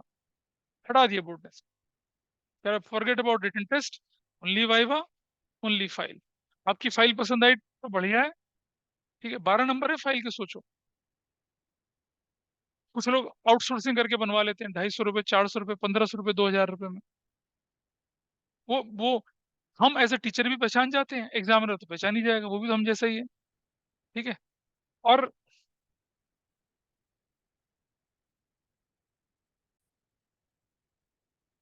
आइए देखें जरा, रेशो और कैश फ्लो बहुत फेवरेट टॉपिक है एग्जामिनर के पूछने के लिए। घुमा घुमा के पटकने वाले क्वेश्चंस पूछे जाते हैं। देखिए जरा, ये रेशो फर्म की ability to properly meet short term liability है। ये वर्किंग कैपिटल फर्म में कितनी, वो शो करता है। Degree with current assets cover current liability, ये शो करता है। अगर करंट असेट्स ज्यादा है करंट लायबिलिटी से, इसका मतलब क्या है, आपके पास सेफ्टी मार्जिन अवेलेबल है। क्या है सेफ्टी मार्जिन, समझिए। मेरी करंट असेट्स है 5 लाख रुपए की, मेरी करंट लायबिलिटी है 2 लाख रुपए की। करंट लायबिलिटी को चुकाने के बाद मेरे पास 3 लाख रुपए बचता है ना, इससे मैं raw material day to day expenses meet कर सकता हूँ ना। लेकिन मेरी अगर करंट लायबिलिटी है 5 लाख की और मेरी करंट असेट्स 3 लाख की है, तो मैं तो शॉर्ट टर्म में इंसॉल्वेंट हो गया ना। मेरे तो अपने एम्प्लॉय को ब्रेक में चाय पिलाने के पैसे नहीं है भाई। तो शॉर्ट टर्म इंसॉल्वेंसी की सिचुएशन में खड़े हैं ना फिर तो आप। और आगे चलते हैं। The ratio should be reasonable, it should neither be too high और too low. Ratio should A low ratio endangers the business and puts it at risk of facing situation where it will not be able to pay short-term debts. And if this problem persists, इसकी organisation की credit worthiness पे फर्क पड़ता है। Very high current ratio implies heavy investment in current assets which is not a good sign, क्योंकि आपका investment जो है अनयूटिलाइज पड़ा रहेगा। और ये रेशियो आइडियल क्या मानी जाती है, 2:1 सेफ मानी जाती है। दो रेशो करंट एसेट्स होगी, एक रेशो करंट, जैसे मान लो 2 लाख रुपए की करंट एसेट्स, 1 लाख की करंट लायबिलिटी। 2 लाख में से 1 लाख करंट लायबिलिटी पे करने के बाद भी तो 1 लाख बचेगा आपका, मतलब आप शॉर्ट टर्म के खर्चे मीट कर सकते हैं। ये आइडियल मानी जाती है। इससे जितना ऊपर जाएंगे, मतलब आपके फंड न्यूट्रलाइज है, इससे जितना नीचे जाएंगे, यू आर एट रिस्क। ठीक है। करंट रेशियो का फॉर्मूला आपके सामने, करंट एसेट्स के अंदर देखो भाई, हमने आपको बताया था ना, current assets are those which are not, देखो नॉन करंट कौन सी एसेट्स होती है जो करंट नहीं होती है। करंट एसेट्स क्या होती है, हमने अच्छा खासा चैप्टर 1 में पढ़ा था। तो ऑपरेटिंग साइकिल की बात कर रहा है, करंट एसेट्स के अंदर क्या क्या इंक्लूड होते हैं उन्हें पढ़ लेते हैं। इसके अंदर करंट इन्वेस्टमेंट इंक्लूड होते हैं, short term investment, marketable securities वो इंक्लूड होते हैं। इन्वेंट्रीज इंक्लूड होती है इसके अंदर, raw material, work in progress, finish goods, stock in trade. बस एक चीज का ध्यान रखना, loose tools and stores and spares include नहीं होते हैं। क्या रीजन है क्यों नहीं इंक्लूड होते हैं, सोचिए। एक बात समझिए कि भाई, जब हम इन्वेंट्रीज बोल रहे हैं, इन्वेंट्रीज, इन्वेंट्रीज के अंदर एक्सक्लूड करना है आपको, क्या एक्सक्लूड करना है आपको, लूज टूल्स को एक्सक्लूड करना है आपको, एंड स्टोर्स एंड स्पेयर्स, इसको इंक्लूड एक्सक्लूड करना है, ये नहीं इंक्लूड होना चाहिए आपको। मतलब जब भी आप टोटल एसेट्स में करंट एसेट्स का टोटल करें, ये दोनों हटा दें। रीजन, सॉल्वेंसी का मतलब है कि आपको पैसा मिलेगा और आप उस पैसे से अपने लाइबिलिटीज की लाइबिलिटी को क्या करेंगे, पे ऑफ करेंगे, यही तो होगा। अब मुझे बताइए, आपके पास है स्क्रू ड्राइवर, आपके पास है इलेक्ट्रिक टेस्टर, आपके पास प्लास पेचकस हथौड़ी वगैरह पड़ा हुआ है, और आपको अपने क्रेडिटर की पेमेंट करनी है। मार्केट में बेचने जाओ, खरीदेगा कोई? देखा, तेरा घिसा हुआ पेचकस क्यों खरीदो, मैं तो नया खरीद लूंगा मार्केट से। तो ये कबाड़े के भाव जाएगा, it will not realise any significant amount of money. इसीलिए करंट एसेट्स में से लिक्विडिटी रेशो, करंट एसेट्स में जब हम क्या करते हैं, सॉल्वेंसी रेशो लेके चलते हैं, इसे हटा देते हैं। अब जरा जाने स्टोर्स एंड स्पेयर्स क्या होता है। स्पेयर्स तो सबको मालूम है क्या चीज होती है, आपके स्पेयर पार्ट, आपकी मशीन, आपके प्लांट के स्पेयर पार्ट है भाई। वो तो आप ही की मशीन में फिट होंगे ना, जरूरी थोड़ी दूसरी मशीन में फिट हो। आपने कस्टमाइज मशीनें मंगवाई थी अपने बिजनेस के प्रोडक्शन के लिए, तो वो आप ही के लिए काम यूज करेंगे, दूसरों के लिए तो क्या लोहा है, कबाड़ा है। तो जब आप इन्हें बेचेंगे, तो ये भी कबाड़े किलो के भाव बिकेंगे। स्टोर्स किसे कहते हैं, स्टोर्स कहते हैं oil, piece, soap, soft soap, lubricants, cotton waste. जब देखा होगा ना, आपकी गाड़ी सर्विस होके आती है तो क्या करता है, कोई बंदा उस पर पॉलिश करता है। पहले एक कपड़े से पॉलिश करता है, लिक्विड पॉलिश लगाता है, फिर क्या करता है, दूसरे सूखे कपड़े से उसे चमकाता है। वो कपड़ा किसी के क्या काम का। ग्रीस, मोबिल ऑयल का क्या काम है किसी का, इंजन ऑयल का किसी का क्या काम बन रहा है। मशीन की फ्रिक्शन को कम करने के लिए आप मशीन ऑयल लगाते हैं, क्या फर्क पड़ रहा है, कोई यूज नहीं है उसका। तो इनको स्टोर्स बोला जाता है। स्टोर का मतलब वो जगह नहीं जहाँ सामान स्टोर करके रखा जाए, बिल्कुल नहीं। ये होते हैं कॉटन वेस्ट होता है, सॉफ्ट सोप होते हैं, लुब्रिकेंट्स होते हैं, मोबिल ऑयल होती है, ग्रीस होता है, इसको बोलते हैं। क्यों खरीदेगा कोई तुमसे? बाहर से ना खरीदे। तो नैतिक बोलता है कि मेरे पास कार का इंजन ऑयल पड़ा हुआ है। तो अभी कहता है भाई मैं तो पेट्रोल पंप से खरीद लूंगा, तेरे से क्यों खरीदूं मैं? तूने उल्टी उल्टी कर दी उसके अंदर। हाँ? हमें क्या पता क्या है? यू कांट, है ना भी नैतिक। तो ये इसीलिए इसीलिए प्रैक्टिकली प्रैक्टिकली क्या करते हैं, हटा देते हैं। लेकिन सुनो, जब हम जब हम वर्किंग कैपिटल रेशियो निकालेंगे, कौन सी रेशियो निकालेंगे? जब हम वर्किंग कैपिटल निकालेंगे, current assets minus current liability करेंगे, तब नहीं माइनस करेंगे इसे। क्योंकि जब हम current assets as a whole लेके चलते हैं तो इंक्लूड करेंगे सब कुछ, current liability as a whole लेके तब इंक्लूड करेंगे। लेकिन जब हम करंट रेशियो कैलकुलेट करेंगे तब ये दोनों आइटम माइनस करके चलेंगे। लेकिन जब हम वर्किंग कैपिटल कैलकुलेट करेंगे तब इन्हें माइनस नहीं करेंगे, ध्यान रखना। अगला चलते हैं थोड़ा सा। तो पहला आइटम आपको समझ में आया क्या आपको एक्सक्लूड करना है। I think this is okay with you. दूसरा, ट्रेड रिसीवेबल्स और बिल्स रिसीवेबल, यानी सन्ड्री डेटर और बिल्स रिसीवेबल है। जब आप डेटर की वैल्यू लेंगे तो उसमें से क्या करेंगे आप? Provision for doubtful debt minus करके चलेंगे। क्यों माइनस करके चलेंगे? हम बात कर रहे हैं सॉल्वेंसी की, कितना पैसा वापस आ रहा है। अब आपको मालूम है कि 10 लाख के डेटर में से 2 लाख डाउटफुल हैं। अब क्यों अननेसेसरी करंट असेट्स के अंदर जोड़ के चलूं? ये तो वो हैं जो रिकवरी नहीं होने हैं, डाउटफुल है, हो भी सकते हैं नहीं भी हो सकते हैं। तो प्रूडेंस को फॉलो करते हुए हम क्या करते हैं, हटाओ इन्हें। तो जब करंट रेशियो की कैलकुलेशन करेंगे, क्या ये loose tools and stores and spares तो इंक्लूड ही नहीं करेंगे, और डेटर में से क्या माइनस कर देंगे? Provision for doubtful debt minus करके चलेंगे। सिर्फ सॉल्वेंसी रेशियो में, बाकी रेशियोज में नहीं। सिर्फ, क्योंकि सॉल्वेंसी रेशियो का मतलब पैसा कितना रिकवर होगा, हम उसकी बात कर रहे हैं ना। बाकी रेशियो में कोई लफड़ा नहीं है ऐसा। Move further. अच्छा, कैश एंड कैश इक्विवेलेंट का मतलब है cash in hand, cash at bank, cheque, bank draft in hand. Short term loans and advances ये भी इंक्लूड होगा। अदर करंट असेट्स भी इंक्लूड होता है। But fictitious assets and unamortised share issue expenses ये इंक्लूड नहीं होते हैं। फिक्टिशियस असेट्स क्या होते हैं? अनरिटर्न ऑफ लॉसेस, जिन्हें डेफर्ड रेवेन्यू एक्सपेंडिचर बोलते हैं। इनको इंक्लूड नहीं होते, ये भी तो करंट असेट्स के अंदर पड़े रहते हैं, नॉन करंट के अंदर पड़े रहते हैं। फिक्टिशियस असेट्स क्या होती हैं? Those assets which are shown in, ये बेसिकली क्या होते हैं? Those unreturned off losses which are shown in the balance sheet asset side, ठीक है, due to some accounting adjustment. तो ये तो आपने क्या कर रखा, लॉसेस को राइट ऑफ नहीं करा ना आपने, तब पड़ा बैलेंस शीट में। ये एसेट्स एसेट्स थोड़ी, तो नकली एसेट्स है, उसको आप इंक्लूड ही नहीं करते। करंट एसेट्स के अंदर कोई फिक्टिशियस अगर इंक्लूड है बता के चलेंगे। तीन आइटम का ध्यान रखना है आपने। एक, loose tools and stores and spare include नहीं करेंगे। दो, क्या डेटर में से provision for doubtful debt minus करके चलेंगे। और तीसरा, फिक्टिशियस को आपने इंक्लूड ही नहीं करना है। आगे पढ़े। बिल्स रिसीवेबल और डेटर क्या होते हैं ये आपको मालूम है। क्रेडिटर और बिल्स पेबल ये भी आपको मालूम है अच्छे से। करंट लायबिलिटी के अंदर क्या क्या चीजें आएंगी जरा देखते हैं हम लोग। करंट लायबिलिटी के अंदर आएंगी शॉर्ट टर्म बोरोविंग्स, वो बोरोविंग्स जो 12 महीने से अंदर अंदर या ऑपरेटिंग साइकिल के अंदर अंदर आपको पे ऑफ करनी है, शॉर्ट टर्म बोरोइंग कहते हैं। ट्रेड पेबल क्या होते हैं? Bills payable and sundry creditor होते हैं। अदर करंट लायबिलिटी, देखो बड़ी लंबी चौड़ी लिस्ट है ये, ठीक है। ये, ये लिस्ट चैप्टर 1 के रेफरेंस से बनाई गई है। आपकी बुक में आपको इतना डिटेल एक्सप्लेनेशन नहीं दिखेगा जितने आइटम हमने यहाँ पर निकाल के, जितने भी आइटम पॉसिबल है सब डाल दिए हैं। क्या?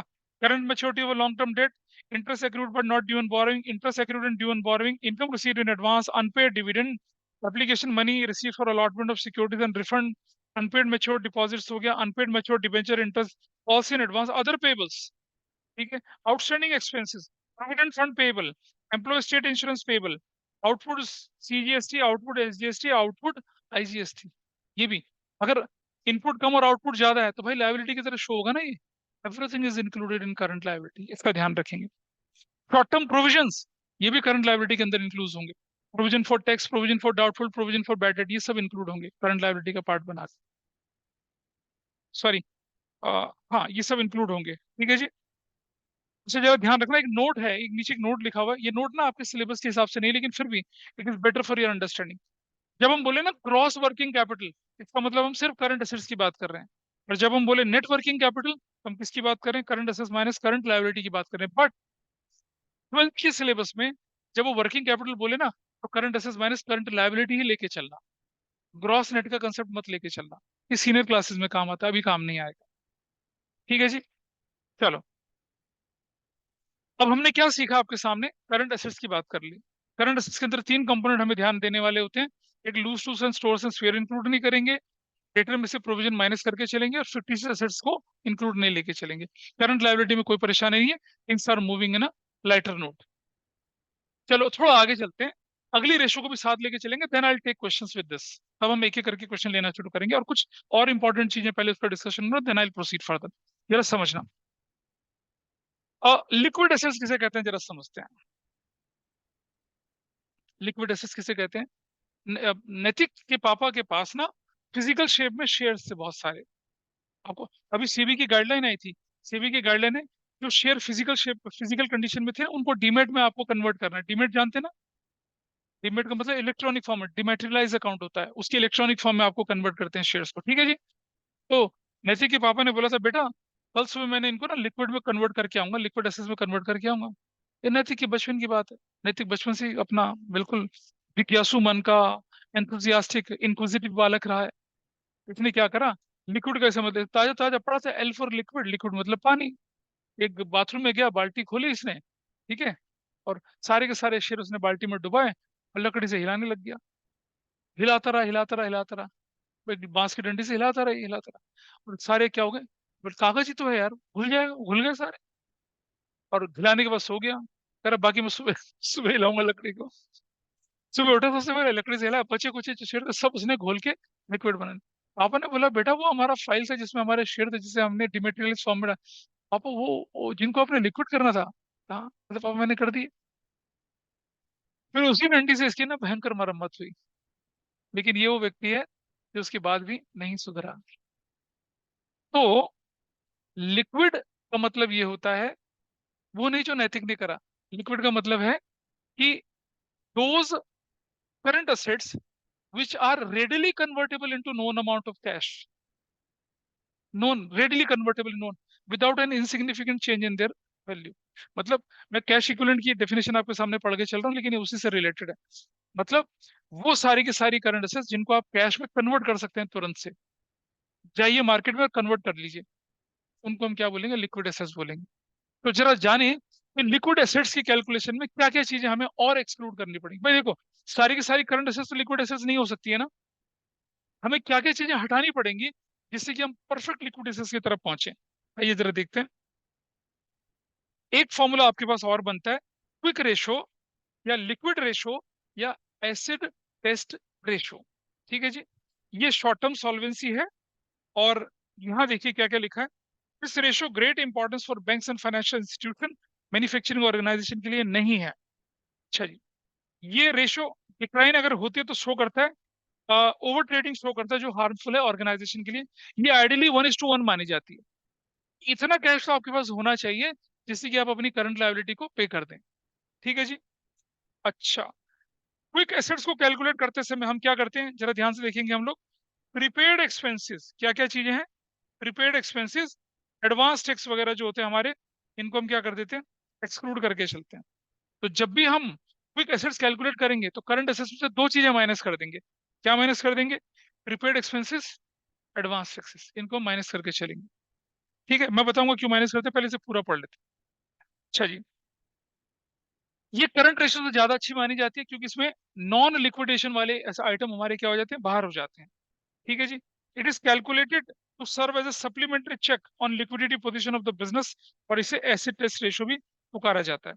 क्विक एसेट्स अपॉन में करंट लायबिलिटीज होती है। क्विक एसेट्स कैसे कैसे निकाली जाएंगी, आपके सामने फॉर्मूला है। टोटल करंट एसेट्स में से मैं ऑलरेडी एडवांस या प्रीपेड माइनस कर चुका हूं, और मैं इन्वेंट्रीज पूरी माइनस कर देता हूं। जरा बताइए मुझे, अब आप सोचिए जरा कि क्या कर रहे हैं हम लोग। हमने रेशो लिखी क्या, लिक्विड रेशो, हमने बोला लिक्विड रेशो, जो कि किसके बराबर है, लिक्विड एसेट्स अपॉन में करंट लायबिलिटीज के बराबर है। लिक्विड एसेट्स अपॉन में करंट लायबिलिटीज के बराबर है ये वाला। ठीक है, ये जो लिक्विड एसेट्स है, इसको कैलकुलेट करते समय हम किस चीज का ध्यान रखते हैं कि करंट एसेट्स में से माइनस कर दिया जाए पूरी की पूरी इन्वेंट्रीज। आप बोलेंगे सर इन्वेंट्री में तो देखो बेटा, ऊपर तो हमने लूज टूल्स और स्टोर्स एंड स्पेयर माइनस करे थे क्योंकि उनसे तो रिकवर कुछ होना ही नहीं है। और मुझे बताइए, स्टॉक, स्टॉक कब होता है, जब वो बिकता नहीं है। समझिए, स्टॉक स्टॉक क्यों है, क्योंकि वो बिका नहीं। और वो बिका नहीं, और जब आपको पैसे की जरूरत है what is the chance you will get the money instantly? आपको मालूम है सर्दियां खत्म होने के बाद आपके मॉल्स में क्या लिखा रहता है? एंड ऑफ सीजन सेल लगती है। क्यों लगती है भाई एंड ऑफ सीजन सेल? वो सामान, वो जैकेट जो सीजन में, पीक सीजन में 12,000 की मिल रही थी, 5-5 6-6 हजार में बेच रहे होते हैं वो लोग। एंड ऑफ सीजन सेल क्यों बेच रहे होते हैं? क्योंकि ये स्टॉक अगर निकल गया तो निकल गया। होती है ना स्टॉक क्लियरेंस सेल। क्यों कर रहे होते हैं? क्योंकि अगले साल नया माल बनाएंगे, नए डिजाइन आएंगे, कौन खरीदेगा इनको? ये तो डंप हो जाएंगे, कूड़े के भाव जाएंगे। तो स्टॉक अगर आपके पास पड़ा हुआ है तो वो लिक्विड नहीं हो सकता। अगर वो बिकेगा तो हैवी डिस्काउंट पे बिकेगा, and it will not serve the purpose of, हमने बोला ना उनकी वैल्यू में तो डिक्रीज होनी नहीं चाहिए। एक स्टॉक निकल गया। एडवांस एक्सपेंसेस, हमने किसी को एडवांस दे रखा है, ठीक है, इसे क्यों इंक्लूड नहीं करते? छोटा सा एग्जांपल समझिए, छोटा सा एग्जांपल सीखते हैं, ठीक है। अ, जैसे मैं लेके चलता हूँ सपोज, हाँ, क्या नाम, अंश। भाई अंश ने क्या किया, बीकॉम ऑनर्स करी एसआरसीसी से, आईआईएम अहमदाबाद से इसने एमबीए पूरा करा, मैसाचुसेट्स इंस्टीट्यूट ऑफ टेक्नोलॉजी से इसने मैनेजमेंट में क्या कर दिया, पीएचडी कर ली। पोस्ट डॉक्टरेट इसने हार्वर्ड से करा, और जैसे इसकी नौकरी चाकरी खत्म हुई वर्ल्ड बैंक में इसको क्या बना दिया, डेप्यूटी इकोनॉमिक एडवाइजर बना दिया, ठीक है। और ये नोबेल लॉरेट्स के साथ भी काम करता था, उनकी थीसिस लिखने में भी हेल्प करता था, और इसके चांसेस थे कि नोबेल प्राइज भी जीत जाए। तो मतलब मोस्ट एलिजिबल बैचलर ये बना। एक फ्रेंच कन्या से इनकी आंखें क्या हो गई, चार हो गई, ऐसे ऐसे करके फ्रेंच कन्या के साथ। ठीक है, होता है, अभी इंटरनेशनल पोर्टफोलियो में काम कर रहे तो हो ही गया ऐसा। और डिसाइड ये हुआ कि चलो ठीक है भाई, वो जो आंखें चार थी वो गृहस्थी की डोर में बंधने की तैयारी होने लग गई, और बातचीत चली गई, चलो सब कुछ अच्छा होना शुरू हुआ। तो फ्रेंच कन्या को इन्होंने इनवाइट करा हिंदुस्तान में, आओ जरा हमारा रहन सहन देखो, हमारा देश देखो। अपने दोस्त नैतिक से मिलवा दिया, ठीक है जी, मिलवा दिया उसने। और नैतिक बढ़िया रायता फैलाया। और फ्रेंच कन्या बोली भैया मैं वापस जाके ना, I decide, I let you know whether we have to proceed in this relation और नॉट। ये बच्चा अति उत्साही, इसने क्या कर दिया, डिफेंस कॉलोनी के पास एक फ्रेंच फर्नीचर लाग होती है, वहां जाके इसने अपने वो अलमारी बेड सोफा वोफा सारे बुक करा दिए, 50 लाख का एडवांस दे दिया भाई ने। और बोला भाई 3 महीने 4 महीने में ये मुझे मिल जाने चाहिए, क्योंकि उसके बाद हमारा क्या होगा, गठबंधन होगा, हम विवाह के बंधन में बंधेंगे। उन्हें क्या पता दोस्त ऐसा निकलेगा रायता फैलाने वाला, ठीक है। लड़की आके बोलती है sorry we can't move further in this relation, reason I am not interested to tell you the reason. झरने से टूटा सपना, है ना, इस पापी के कारण इसका सपना गया, गया गया गया गया, टूट गया। अब मुझे बताइए ये क्या कहता है फर्नीचर वाले को, ब्रो ऑर्डर कैंसिल, मेरा पैसा वापस करो। कहेगा भाई साहब फाइनल फिनिशिंग चल रही है, कैसे वापस कर दूं पैसा? बताइए मुझे, कस्टमाइज फर्नीचर बनाया बंदे ने 50 लाख रुपए का, ऑर्डर दे दिया 50 लाख रुपए, पूरा का पूरा एडवांस दे दिया, कह रहे वर्ल्ड बैंक का पैसा जेब भरा पड़ा है, सारा पैसा एडवांस दे दिया। बताइए मुझे वो फ्रेंच फर्नीचर डीलर इसका पैसा वापस करेगा क्या? अब समझिए समझदार लोग इसीलिए क्या लगाते हैं, कैंसिलेशन क्लॉज लगाते हैं, कि अगर आप 3 महीने पेंसिल करेंगे तो इतना परसेंट देंगे। होते हैं ना फ्लाइट की टिकट देखे होंगे आप लोगों ने, 15 दिन पहले करेंगे, 1.5 महीने पहले करेंगे, जिस समय फ्लाइट जाने वाली है, ठीक है, ये नैतिक जहाज में चढ़ के बोलता है, कहता जा नहीं चढ़ता तुम्हारे जहाज में, मेरा पैसा वापस करो। क्या होगा बताइए? Will you get money back, नहीं मिलेगा। तुम्हारा दिन अच्छा है आज, नहीं मिलेगा। होता है ना झल्ले लोग कहते हैं नहीं जा रहा तुम्हारा, वो एयर होस्टेस ने मजाक कर दिया, दरवाजा बंद करने की कोशिश कर दी, तो मेरे लिए दरवाजा बंद करे, ये बोलता है भाई मारे तो मुंह पे दरवाजा मारा इसने, तुम तो नहीं चढ़ रहे थारे प्लेन में, मेरा पैसा वापस करो। ठीक है, सीआईएसएफ के जवानों ने उठा के एयरपोर्ट के बाहर फेंका, क्या मारा। आप समझिए, it is very difficult, if you paid something in advance, उसको वापस से देना बड़ा मुश्किल काम है। मिलता भी है तो क्या मिलता है, वो कट के मिलता है। इसी रीजन की वजह से जब हम लिक्विड एसेट्स कैलकुलेट करते हैं, एक तो इन्वेंट्री हटा देते हैं क्योंकि बिकने के चांसेस नहीं है उसके, और बिकेगी तो फिर कबाड़े के भाव बिकेगी, वो या आधे डिस्काउंट में जाएगी। और दूसरा advances, you paid advance, it is very difficult to take it back. इसीलिए क्या करते हैं, झंझट काटो, लिक्विडिटी की कैपिटल कैटेगरी में से इन दोनों को हटा के किनारे कर लो। समझ में आया? दो चीजें आपको हटानी है, फुल इन्वेंट्री हटानी है, और फुल क्या हटाना है, क्या हटाना है, फुल एडवांसेस हटाना है। Even if you paid advance tax, advance tax देखो सरकार वापस तो करेगी, लेकिन जिस समय तुम्हें जरूरत है उस समय थोड़ी वापस करेगी। इनकम टैक्स कमिश्नर को फोन करता है नैतिक, सर जी जो एडवांस टैक्स भरा था सेटलमेंट कराओ फटाफट से, है मेरी एंगेजमेंट रास्ते में है, ऐसे कैसे हो जाएगा?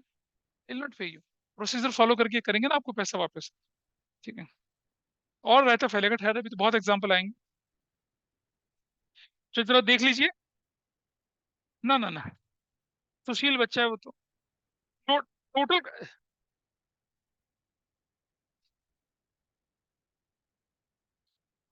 बेटा मेट्रोपॉलिटन सिटी में गलत है तो घसियारा पैदा होना चाहिए था। कैसा बच्चा, देखो रिकॉर्डिंग में जा रहा है सब कुछ। नैतिक ही बोल रहा है सब। टोटल करंट एसेट्स, तुम अपने स्कूल के बच्चों को दिखाना है रिकॉर्डिंग, देखो क्या इसकी वर्ड लग रही होती है। Total current assets minus inventory. अच्छा खासा फ्रेंच करने से घर बच्चा बिगाड़ दिया तूने उसका। टोटल इन्वेंट्रीज, प्रीपेड एक्सपेंसेस, या फिर हम क्या करें कि दोनों आइटम को हटा के बाकी आइटम जोड़ लें। कैसे? कैश जोड़ लें, बैंक जोड़ लें, marketable securities, trade receivables, short term loans, advances, other current assets, excluding prepaid, excluding advance tax, excluding fictitious. ठीक है जी। और सुनो, अब नैतिक जैसे एक बच्चा पिछली क्लास में मुझसे बोला, सर ये कोई क्विक लायबिलिटीज नहीं होती हैं। नहीं भाई, नहीं होती हैं। हर लायबिलिटी क्विक होती है। Every liability is to be paid off. There is no concept of quick liabilities. तो आपका फॉर्मूला क्या बना? क्विक एसेट्स अपॉन में current liabilities. There is no such quick liabilities. Every liability is to be paid off unless until सामने वाले ने बोल दिया भाई माफ किया। Got it? तो हमने क्या पढ़ा अभी देखिए। हमने करंट रेशो के कंपोनेंट, करंट एसेट्स और करंट लायबिलिटी के बारे में पढ़ा। ठीक है। अच्छा, तो एक छोटी सी चीज जो आप क्वेश्चन सॉल्व करेंगे वहां पर आती है। नहीं देर देखो जरा, सुन। यहां लिखा हुआ आपके पास टोटल लायबिलिटीज गिवन है एक्सटर्नल। टोटल लायबिलिटीज गिवन है एक्सटर्नल, और लॉन्ग टर्म डेट गिवन है, तो क्या आप करंट लायबिलिटी निकाल सकते हैं? नहीं है, नहीं। टोटल एसेट्स गिवन है आपके पास, और आपके पास करंट एसेट्स गिवन है। टोटल एसेट्स गिवन है और आपके पास नॉन करंट एसेट्स गिवन है, तो क्या करंट एसेट्स निकाल सकते हैं? बिल्कुल निकाल सकते हैं। आपके पास टोटल एसेट्स गिवन है, ठीक है जी, और आपके पास शेयर होल्डर फंड भी गिवन है, और आपके पास लॉन्ग टर्म डेट भी गिवन है, तो क्या आप करंट एसेट्स, करंट लायबिलिटी निकाल सकते हैं आराम से? टोटल एसेट्स क्या माइनस करूंगा मैं? ये और प्लस ये माइनस कर दूंगा, तो क्या निकलेगा मेरा? करंट लायबिलिटी निकल आएगा। तो जब हम क्वेश्चन सॉल्व करेंगे, नोन से अननोन की तरफ चलेंगे। ठीक है, चलिए अब अपनी बुक्स खोलिए एक बार। Open up the books. Illustration number 1 से शुरू कर रहे हैं। आपके सामने बहुत सारे लूज आइटम गिवन है। पेज नंबर 3.7 है। पेज नंबर 3.7 देखिए फटाफट से। Lots of loose items are given.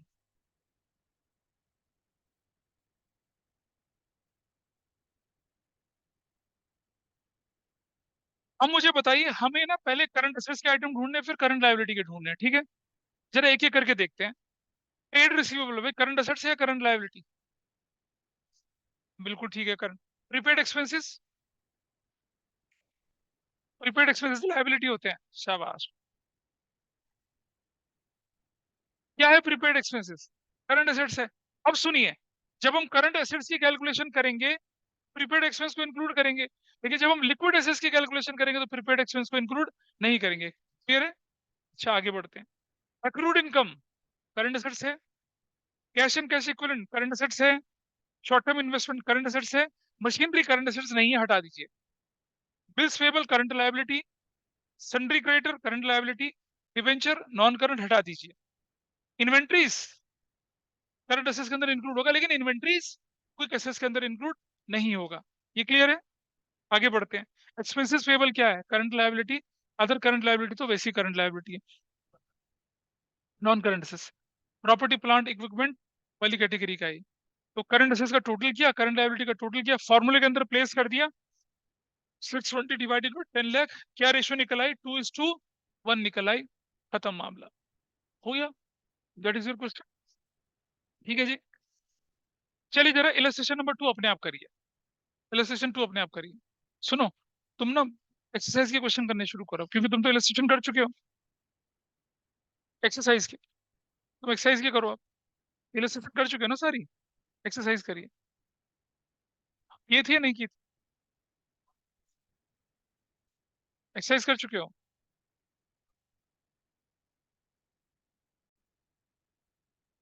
Question देखिए। कुछ लोगों के घुटनों में दर्द हो रहा है उसको करते समय। देखिए जरा ध्यान से, आपको बोला करंट रेशियो निकालनी है, इलस्ट्रेशन 2।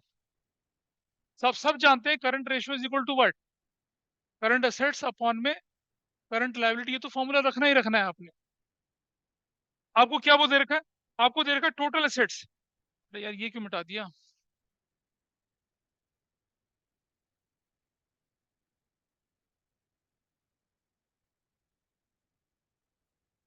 ये देखिए, ये आप अपने सामने रखिए,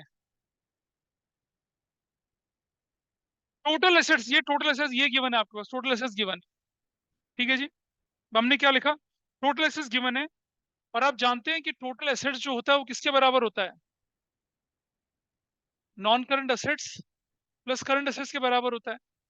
टोटल एसेट्स कितना दे रखा है आपके पास क्वेश्चन में, 750।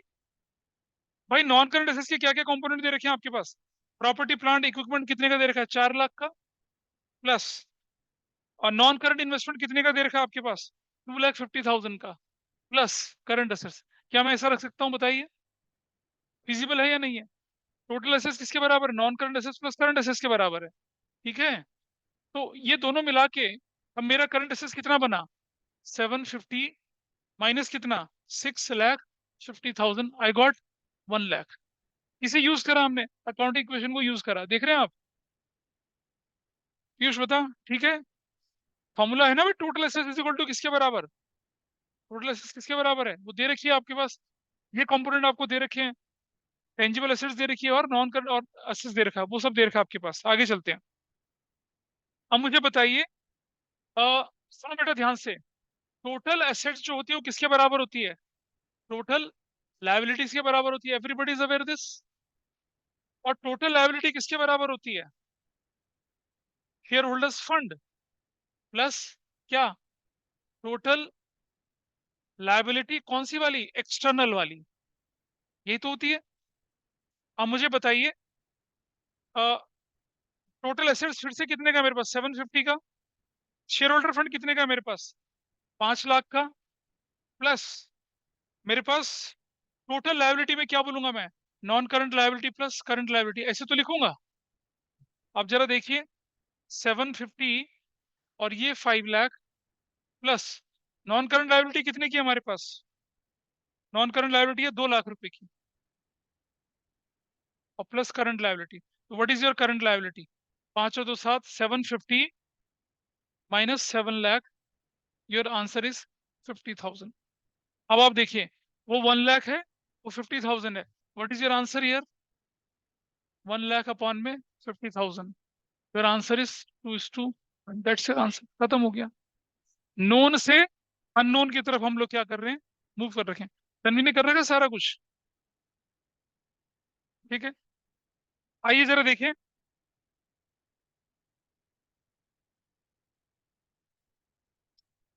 इलस्ट्रेशन 4 करिए फटाफट से, अब इलस्ट्रेशन 4 करो जल्दी से, इलस्ट्रेशन 4 जल्दी से करिए। ऑनलाइन में is that okay, Nandini, Kanishka, Nimisha, yes sir. जो किया। Yes sir. तो इलस्ट्रेशन 4 में आपने देखा, इलस्ट्रेशन 4 में क्या देखा आप लोगों ने, कि आपको लूज टूल्स को हटाना था। लेकिन एक बात नोट करिए आपने, प्लीज इसको इंपॉर्टेंट लगाना, एक बात नोट करिए आपने, कि जब हमने वर्किंग कैपिटल लिखी तो लूज टूल्स इंक्लूड एक्सक्लूड नहीं करा। नहीं, ये तो नकल मार के कर लिया ना सबने क्वेश्चन, देखो भाई आपके क्वेश्चन में दे रखा है करंट एसेट्स दे रखी है, इन्वेंट्री दे रखी है, वर्किंग कैपिटल दे रखी है। जब हम करंट एसेट्स को कैलकुलेट कर रहे हैं तो इन्वेंट्री को, लूज टूल्स को माइनस कर दिया, आ गया। लेकिन जब हम वर्किंग कैपिटल को कैलकुलेट कर रहे हैं तब करंट एसेट्स में से लूज टूल्स माइनस नहीं करे, क्योंकि रेशो करंट एसेट्स को कैलकुलेट करते समय किसमें, सॉल्वेंसी के टाइम पे आप लूज टूल्स हटाएंगे, बाकी टाइम थोड़ी हटाएंगे। इसीलिए वर्किंग कैपिटल किसके बराबर होती है, current assets minus current liability के बराबर होती है। तो जब आप वर्किंग कैपिटल निकालेंगे तो करंट एसेट्स पूरे लेके चलेंगे, ना उसमें से लूज टूल्स हटाएंगे, ना उसमें से इन्वेंट्री हटाएंगे, ना स्टोर्स, फिर कुछ नहीं हटाएंगे, प्रॉपर लेके चलेंगे। लेकिन जब आप करंट एसेट्स कैलकुलेट करेंगे करंट रेशियो के लिए, अब उसमें से क्या करेंगे, loose tools, stores and spares हटा के चलेंगे। इसको इंपॉर्टेंट लगाना, आपके एग्जाम में इस तरह का क्वेश्चन मॉडिफाई होकर आ सकता है। अब आप देखिए, इलस्ट्रेशन 5, 6, 7, 8, मतलब दुनिया भर के इलस्ट्रेशन है यहाँ पर। एक तरह के क्वेश्चन आपको नहीं करना है अभी, जिसमें बताता है कि इस आइटम की वजह से रेशियो इंक्रीज होगी या डिक्रीज होगी। उसके लिए एक अलग डॉक्यूमेंट है, करीब करीब 9 पेज का या 10 पेज का एक डॉक्यूमेंट अलग से है, वो मैं अलग से दूंगा। मतलब मैंने क्या करा कि जितनी भी तरह की पॉसिबिलिटी होती है सारी कंपाइल कर रखी है एक जगह पे, वो एक अलग डॉक्यूमेंट है। अभी मैं आपके क्लास ग्रुप में उसे शेयर कर देता हूँ। तो जब आप करंट रेशियो पूरी कर लें, अब उस डॉक्यूमेंट से अपने आंसर्स को एक बार, उसमें मैंने रीजन के साथ आंसर बता रखे हैं, ठीक है, वो उसको देखेंगे आप फिर। जब आप क्विक रेशियो पूरी कर ले तो उस शीट से पूरा करना, तो बुक के अपने आप हो जाएंगे। वो भी मैं आपको अभी क्लास ग्रुप में भेज देता हूँ। लेकिन वो इंक्रीज डिक्रीज वाले पार्ट को अभी टच नहीं करना।